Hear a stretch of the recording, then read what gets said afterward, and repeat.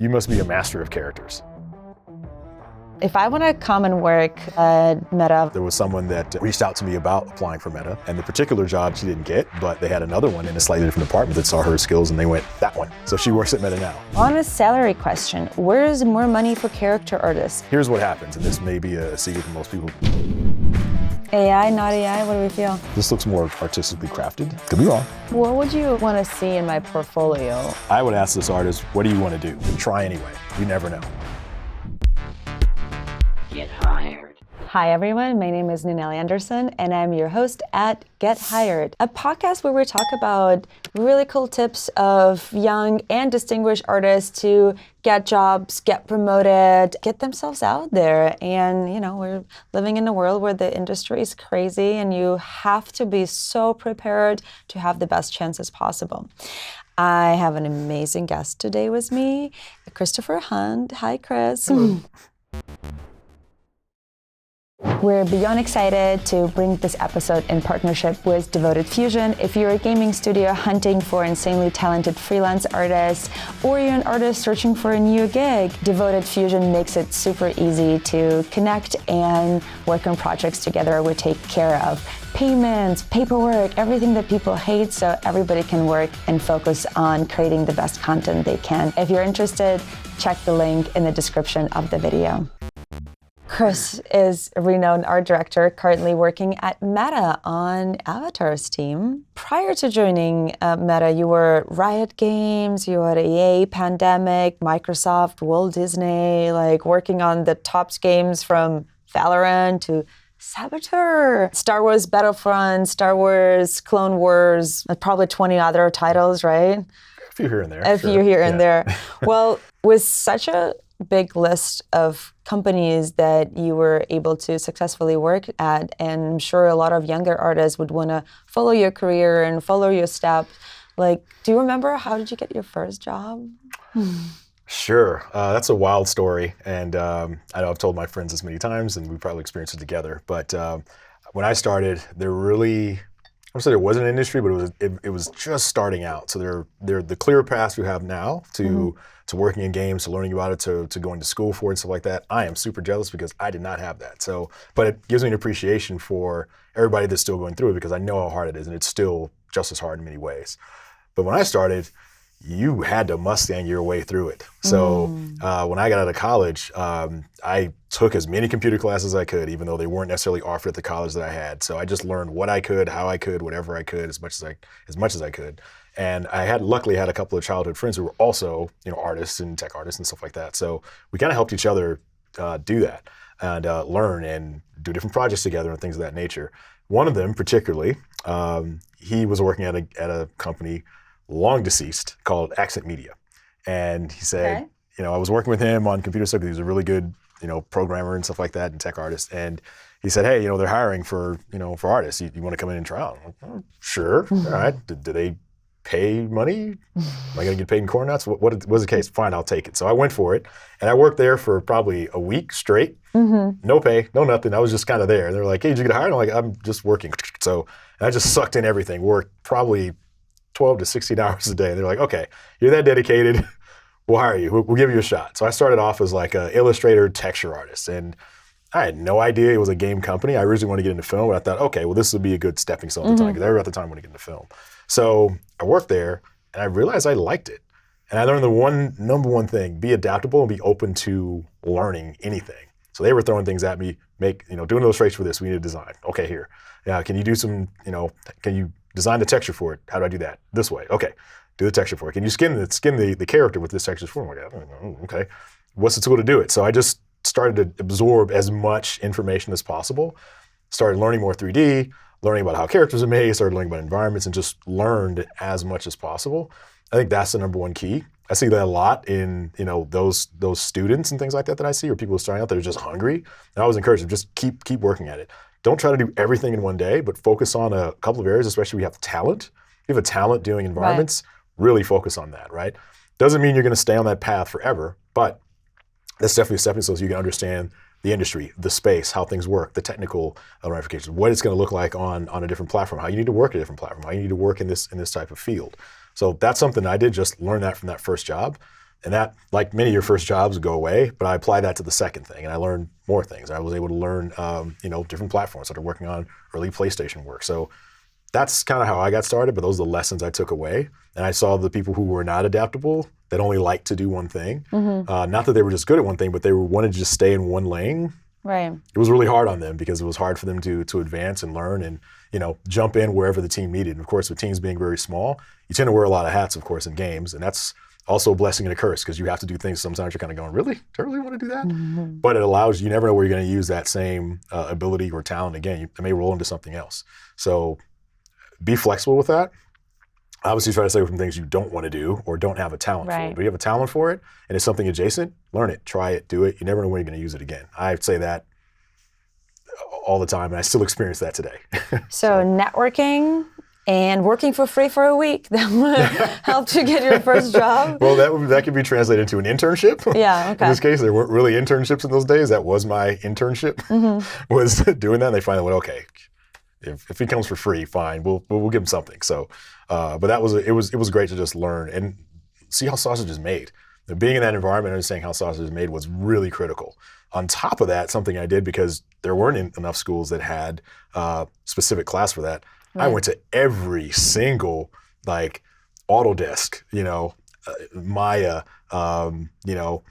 Alias Wavefront, whatever studio had a session where they were talking about how something was made, whether it was a game, whether it was a film, whether it was a television series, animation.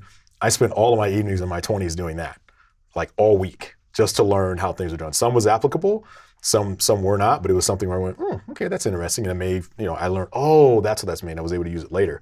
But that's how I spent that time, just to balance out those early days of just sucking in as much knowledge as possible. So sounds like it paid out. Now having a top position in one of the top companies in the world. So kids learn something. Yeah, for sure. Well, let's talk about your current company and Meta as a company to work at and your team.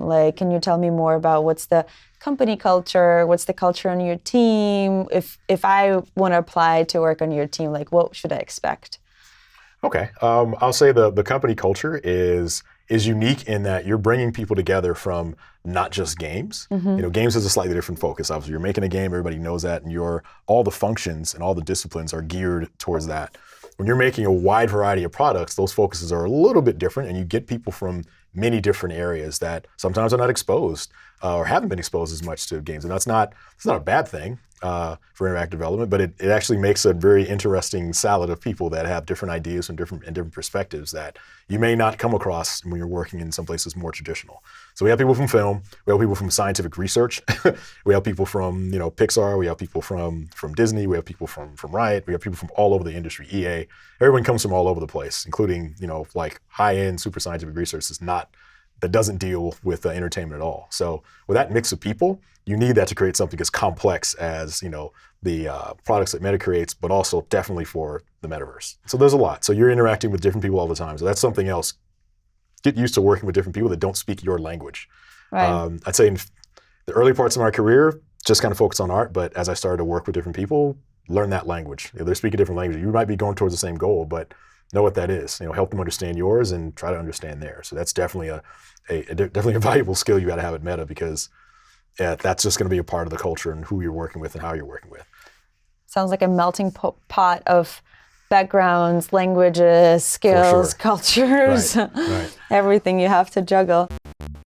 What are the career opportunities do you guys have on your team for creatives? Is more like artists, animators, concept artists, modelers? What are the type of roles that you guys have on your team? All of it. All the different things you mentioned on the creative side and the technical side for engineering. So that could be, shader engineering, that could be tech artists for rigging, that could be tech artists for shaders. It's all kinds of different things. So some of the traditional disciplines that you see in other fields, they're definitely at Meta. How you're going to apply it is going to be different, in certain ways, but not completely alien. The way Meta works, because it is a tech company, it's been a tech company first and then has an entertainment infusion with RL and many other things. The operations are a little bit different, which can sometimes be frustrating. It's something you got to learn. You got to learn it fast. But it's definitely something that if you're adaptable and you're willing to just kind of suck in that information and learn to do new things and turn on a dime when necessary, and not take things personally, then you can definitely be successful with that. And there's a lot of great support. You know, I mean, people when it was reaching out to me when I first started, it was just, we were headlong into style 2. We're going, how you feeling? Okay. Hey, try this, or look at this, or check these things out, or this is how something works. So people still do that with everyone that comes in, because it's moving. It's a cyclone, you know, Right. of different things going on all at one time. So that can feel a bit chaotic, but it's also, the results of it are fantastic oftentimes, going through cycles of deliveries. But yeah, it can be daunting, for sure. If I want to come and work at Meta Avatar's team, like, how do I track open positions? What's the best way to, apply and send my resume to your team? Like, how can I be considered? Sure. So all the jobs that are out there are always posted. You can always go on the website and see something. They're all over the place for across Meta, but of course for Reality Labs also. So you can always check the site and see what you do, or see what you'd like to do. On top of that, one thing I would say before you come to Meta, because you have the best people working in it, and people that are, I remember like, oh wow, I've been a fan of this person for years, or heard of them anecdotally and whatnot. But yeah, be your best, do your best work, show your best work. I would definitely say don't wait years to do it, but try anyway. You never know. I mean, there are levels, they're all different levels that people are hired, not just senior, not just management, not just Right. super, super high positions, but try it anyway. We're always looking for top talent, and we're always looking for different things that people may have a skill that contributes perfectly to this one project, that it may not be on the first try, but someone else looks at it and goes, hey, that's perfect for what we're doing. Right. There was someone that reached out to me about applying for Meta, and talked with her, and I gave her a few pointers on what she could do. And the particular job she didn't get, but they had another one in a slightly different department that saw her skills, and they went, that one. So she works at Meta now. So, Yay. but she's really talented. She's definitely hungry. She had the right skills at the right time. But she's somebody who's evolving in her career. She's been in it for a little while, but she's not someone who's been in it for 20 years. So it's not a matter of like, okay, you have to be in the industry for this long before you're considered. It's absolutely not. It's your skill level and what you bring to the table, for sure. Do you have an idea of what is the ideal candidate for your team? It depends on what it is. For again, for concept or for avatars, typically it's 3D character models, 3D character modelers, some concept for sure, and also technical art are probably the main things. The engineering side, yes, we have that as well, but I can speak more to Yes. I can speak more to the character side. But I'd say those 3 areas would be really really important. But we also have, if it's not just creative, production, as well. We have a lot of great producers that we work with that come from all kinds of different places. So what would you want to see in my portfolio to be considered? Like, you must be a master of characters. Okay. You must be a master of character, not just designing characters, but understanding every essence of what your character is going to do. Now, that may not, again, avatars is very unique because we're making avatars in a very different way than you make a traditional character. But we're always looking for those elements of, do you understand a style? How do you execute on that style? What's your work and thought process for your designs? Do you think about how a character is going to move, or are you just saying, hey, this character is in this pose and it looks it looks pretty good. How does it move? How does it work? What's the language that you and the emotion that you want that character to evoke? We're looking for all of those different types of things within someone who's an artist. And also, do you have the technical chops? Because this is a very technical job, and we're inventing, not just relying on a system that's already there. We're often building the plane while we're flying it. So, definitely be used to that. And that's something when I've looked at portfolios for artists, it's something that you can see if you're able to look at their thought process and how they do something. That's very, very important, because you're working with a lot of people to invent something. So it's not just, hey, I have a finished product, or I'm going to work in this in isolation. No, you're working with people all the time to build systems and build foundations. What's your high-level hiring process for those roles? Do you usually have a test to figure out whether people, or you just like review portfolios, have some soft skills and hard skills interview? Like what? It's a process Okay. For that. So it's definitely something you've got to be patient with. But sure, definitely reviewing portfolios. You'll talk with a myriad of people. Of course, you do the normal screens that they have to see, hey, does this person fit the role? And then moving forward, you'll talk to HR, you'll talk to someone who's talk to recruiter, HR, and then you'll start to get into the team as your interviews progress. But yeah, there are different things that you have to do. Can't give away all the secrets, but that you want to do. So it is a lot, and it is something where people go, do they really want me? Are they trying to screen me out? No, it's just met as very, Just very. takes a minute. Yeah. I dare not say judgmental, but it's very wants to be very precise about who they hire and are they a right fit for the company, because it is a particular culture that moves very, very fast and is extremely innovative. So sometimes that's for certain people and sometimes it's not, and they want to make sure that people have those have those skills, or at least are willing to adopt those skills to make sure that they can come in, contribute, hit the ground running, and move forward. We have our usual rubric, Folks Talks, and it's a part where our artists in the audience, they present their questions, and I get to do nothing with those. So these are what real humans want to learn about. Okay. And Lawrence Rasty is asking, what's one piece of advice you'd give to freelance character artists trying to get studio work? Here's one thing. If you're trying to get studio work, and this is one common thing that I see, is often people are just saying, hey, I'll work anywhere. It doesn't matter what it is. As long as you have so on and so forth, I'll do it. Whatever you have an opening for. That's when you're doing just scatter shot like that, you can't really focus. So if there's something that you really want to do, again, play to your talent, go with your talent. Even if you may not stay with that in 5 years, but get in with something you're really, really, really, really good at and showcase that. And make sure that your talent and what you want to do is something that the company needs. Many times people say, I can do characters, and I can do environments, I can do VFX, I can do whatever. Very few people, unless they've been doing that for years, can do that really, really well all at one time. But the people who really, really shine they've got a primary thing that they do, and then they have a couple other things that they do their supplement that, and they're really, really good at it. So focus on that, right? When you're going to the studio, because I see many freelance people going, hey, I can do all these different things, and it's like, all right, great, we need this, and then they're way off the mark, or they don't have anything that's really strong in that particular area that they might be good at, but they don't have a lot of examples of it because they're trying to show everything, right? Also, get to know people at those studios. So go LinkedIn, reach out, or? Sure. I mean, people reach out all the time, but also go where those people are. Lots of conferences, lots of places where the artists hang out at those spots and talk.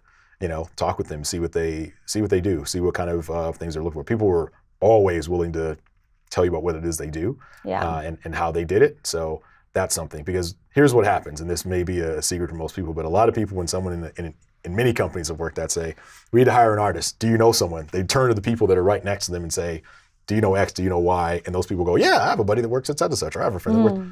That's how close it is. And that doesn't mean that HR and recruiting and all those different things are not important, but people tend to look to their right or to their left or whatnot to ask who that is. So referrals coming in that way, very important. If you're one of those people that's in arm's reach of someone they go, oh, I know an artist who does that. Perfect. Guess what? It's going to help you. Arstan Aubakir, I hope I'm pronouncing that correctly. How often do you experience do company studios help with the relocation, and what level of portfolio do you need to have to get an offer with relocation to another country, US, for example? There's pre-pandemic and post-pandemic. So today it's a little bit different. You don't necessarily have to move to the location. Right. Some companies require it, some companies don't. So that could be a mixture of who you're working for, because relocation's a lot harder, these days. They know people want to work from particular spots. So it's, with more of a global market for talent, you're not necessarily bound to have to do that. If they really like you, many places will relocate you or work with you to figure out some way that they can help you move, because they know it is a huge cost. There are different implications for you moving to a different country. There's visas, there's all kinds of different stuff going on. So you may not have to do that, but be open to doing it, I would say.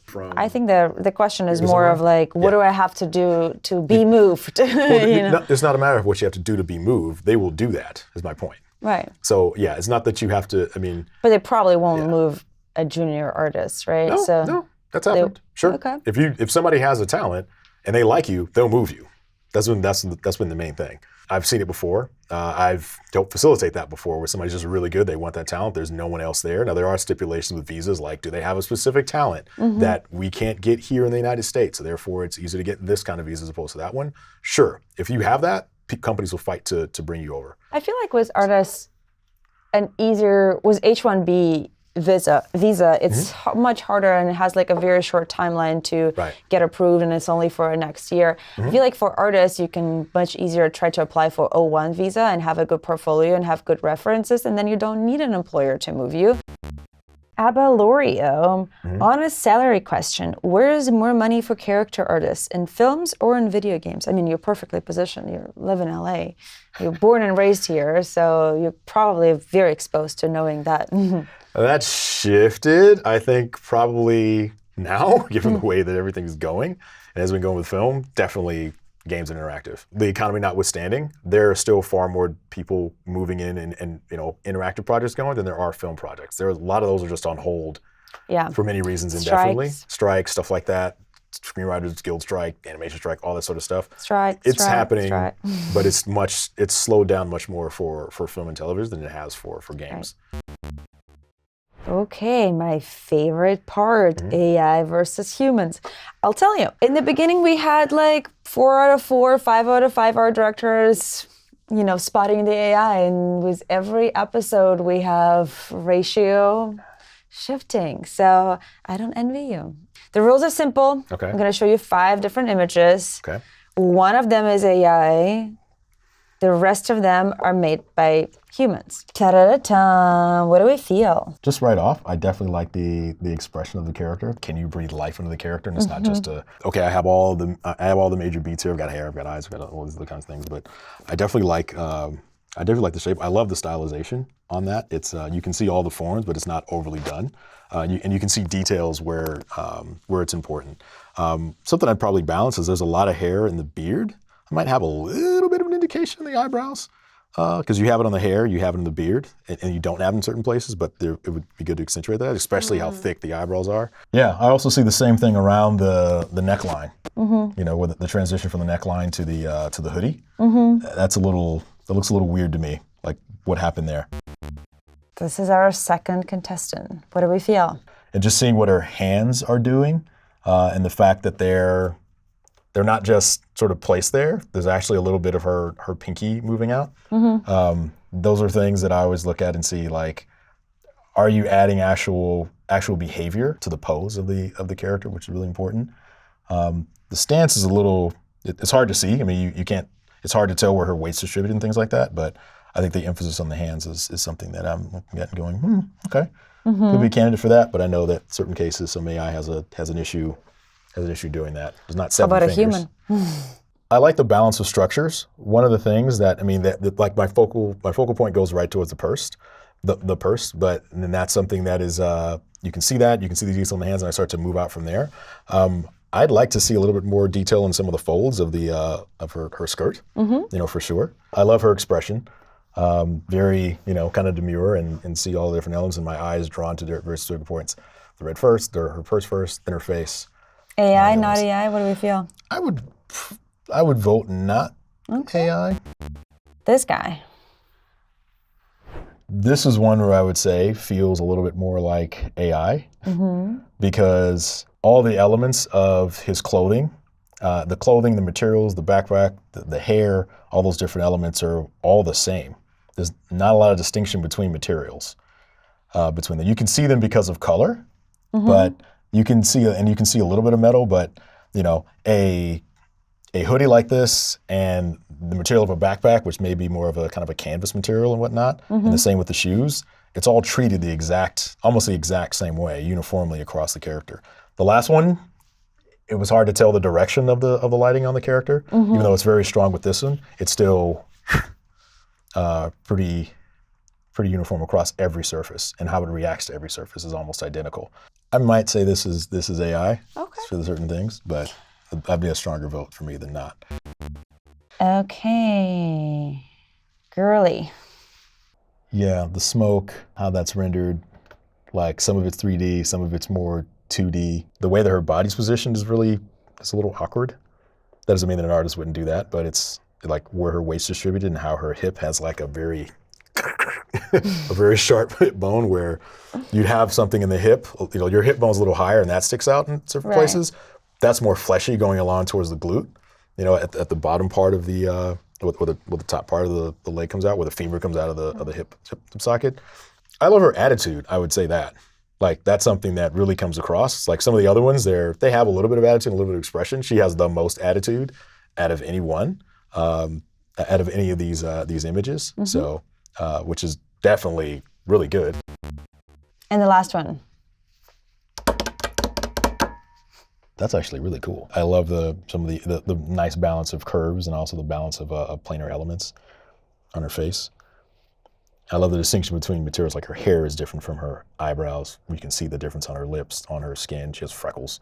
The necklace is treated differently than some of her than her actual clothing. This looks more artistically crafted, so I'd probably rule this out of the AI. Could be wrong, but yeah. Also, where she's looking, both of her eyes are looking consistently at something that's off camera, which is, you can tell her gaze is, focused on, almost She's sassy. in, right? Yeah. Well, you need to make a choice. Yeah. This guy, this lady, this guy, this one, Yeah. or this one. Oh, and you also get to choose your favorite as well. I think my favorite is probably this one. Okay. I like that. The one that feels more AI to me is, mind if I go back? Yeah. Oh, sorry. Is that one Is that your last for one? my final answer. So number 3 is AI, and number 5 is your favorite. And the winner is Christopher Hunt. Oh, yeah, baby! You spotted AI. I mean, it was hard, to be honest with you. Yeah. So Cesar Manrique is the author of the number 1. Kook Yang is the author of number 2. AI is the author of number 3. Aristan Aubakir is the author of number 4. And Lawrence Rusty is the author of this cutie. Oh, nice. Well, we get to review portfolios of those artists who were courageous enough to submit their artwork to be compared with AI, and would love your review and your thoughts of how they can better their skills and if their portfolio is amazing enough to be hired by the top studios. Okay, who's our first one? Aristan, yes. All right. So I'll just tell you a little bit of things that come out of this character. Definitely love the pose. I love the design. I love the kind of Mesoamerican inspired design. It's really cool. One of the things that I'd make sure is the anatomy looks pretty good. Some of the designs feel a little are mismatched, and what I mean by that is you have someone with this great armor on with bracelets and the shoulder pads and things like that, but they don't have any shoes. Like someone like this would wear shoes. So make sure when you're designing a character like this that it's consistent all the way through. Like I would expect someone who's not wearing shoes to have they wouldn't have this really ornate, expensive design. Also, how would this character function? Like the big shoulder pads, if they were to move and raise their arms up, think about animation, how this character would move around. Like those types of things are really important for character design. So you're not just designing the character for character's sake, but how would they move? If they were to fight, what would be the function of those giant shoulder pads? Would they get in the way? Would they help? Would they move? Also, the balance of what she's carrying. It's just carrying all those design elements through to every part of the character. Ooh, cutie. Yeah. Wow, I like this. I love the design on the face, but I'd say just overall, when I look at the rhythm of everything, some of the elements, like you get a lot of great detail on the face, and the elements start to get much broader and bigger across the body. So you want to make sure you have areas of some areas of rest. I think if you have the face that's the most detailed, then you want to make sure that everything else that you have supports many elements there, because a lot of those details are much smaller and whatnot, and then they go really, really big. So there needs to be a better transition between how the elements are moving across the body, and of course make them a little bit more, make some of those things a little more consistent. It's pretty cool. I love the idea of having this sorceress, of having this kind of a sorceress. It's really really awesome. My eyes are onto the face, for sure. And Lawrence. All right, so this is the one we saw before. Very cool. Love the amount of detail that's been placed all across the character. Like you see certain things that are on the upper body, and of course balancing that out with the knives on the leg. That's really cool choice. I can see that this would be a really cool real-time character potentially. Yeah, that's really cool. This is awesome. I love the detail on the face on this one. It's amazing. I would make one thing I would say. It seems like there certain things look like scars, but I would make it really clear as to what things are scars and what things are like age. What are the characteristics of that character that make him this age? There's a lot of great stuff in the chin around here, but in certain cases on the forehead, I can't tell if that's a scar or if that's just like the wrinkles in the forehead from age and being exposed to the sun and harsh materials and being in harsh environments, stuff like that. But just make those a little more clear. Otherwise, yeah, look at that. You know, you get a good sense of who this character is, the age, stuff like that. He's a hard guy and drinks whiskey. Love the idea of a cat person. I think the design of the character is very interesting, but I think it might be a little overboard with some of the hair. You know, like it's a lot, especially if you have, otherwise, like, what are we paying attention to? Is it just the hair? Is it the outfit? Like, what are my eyes drawn to? What's the most important thing about the character that says it's the character? Right now, I see more hair than I see the other elements. Like, I see hair first and then cat second. Cool. Yeah, super cool. Just in looking at some of these, I like the stylization, but I also love the range of different characters, and most importantly, the range of things that are 2D. Being able to draw characters, be able to sketch characters. The best character artists I know are always, regardless if we see them doing 3D, you always see their notepads, and they've always got little things they're drawing and fleshing out ideas. So this is really critical to have, and love the fact that, you know, there's also some experimentation here with environments. But on the character side, I think that's where this artist's talent is. You know, keep the range, and the fact that, you know, you can probably tailor your portfolio towards something that's a really, you know, like a really stylized, cute kind of character, but something that's also, you know, more stylized and has a bit more elements of representation and realism here with some of the characters here from Arcane looking. From Arcane, yeah. I like that she has both. Yeah. 2D and 3D characters, right? Which is... Because having 2D characters shows your thought process and how you design and you build a character. It helps anyone take them along for the journey of what you're thinking about, what choices you made, what was good, what was bad, why did you rule out this element as opposed to that. So that's very critical in 2D. So yeah, there's good range here. A lot of different stuff here. There's some environment work and some character work and some material work. Material work, yeah. There's a lot of cool things here. I would ask this artist, what do you want to do? That's the first question I ask any artist. What do you want to do? Do you want to do characters, or do you want to do, you know, do you want to do environments? Like, where do you want to really focus? Having the ability to do both is great, but the one thing I would really want to see is how, because many of the characters here are very, very stylized and, you know, like exaggerated shapes and poses and, you know, like smaller bodies, larger heads, stuff like that, which is great to be able to understand that.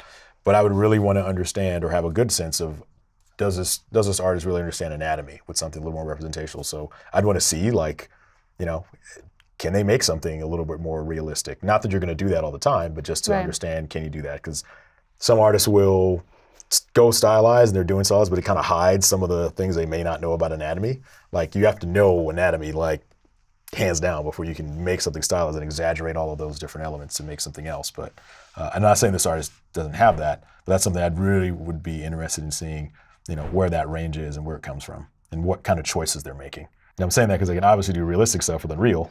Can they apply that to characters as well? Which is, you know, not saying they can't, but it would be great to have some examples of that as well.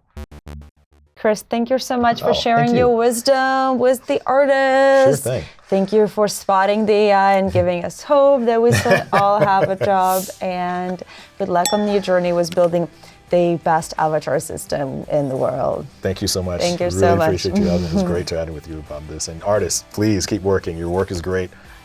Keep moving, keep asking, keep training, talk to people, show your work out there, you know, get the feedback, you know. It's important. It's a part of your journey. Don't give up. Keep moving. Keep fighting for it. It's very, very important that you do it. And we are all here to help you. Yay. We are.